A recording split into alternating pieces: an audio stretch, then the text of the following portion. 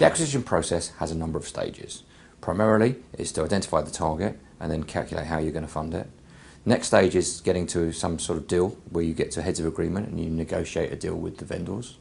The next stage is due diligence process and actually looking at and producing a sale and purchase agreement and the contracts. And the final stage is consummating the deal and actually closing it. And the stage that people often forget about is what you're going to do with the business afterwards. An acquisition process has a number of interested parties that are all working for the client's best interest. Accountants, lawyers, tax advisors, valuers, insurance brokers, bankers, financiers.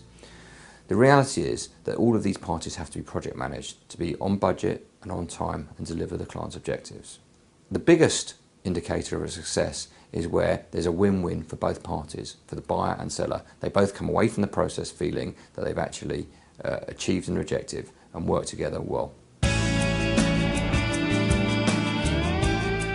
Funding of an acquisition is very much dependent upon the business itself, the size of the business, the sector it is involved in, its historic and its future performance, and other factors.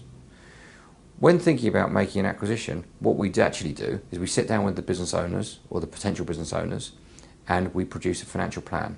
From that plan, it determines our debt or equity mix or any mixture of any other different type of funding that we require. Depending on the business, that really does determine on what funding you can actually put into it. The final thing we do is make sure that the business is actually fully supported at the initial phase that allows it to fulfill all of its future objectives. So therefore the business does not run into any cash flow difficulties in the future.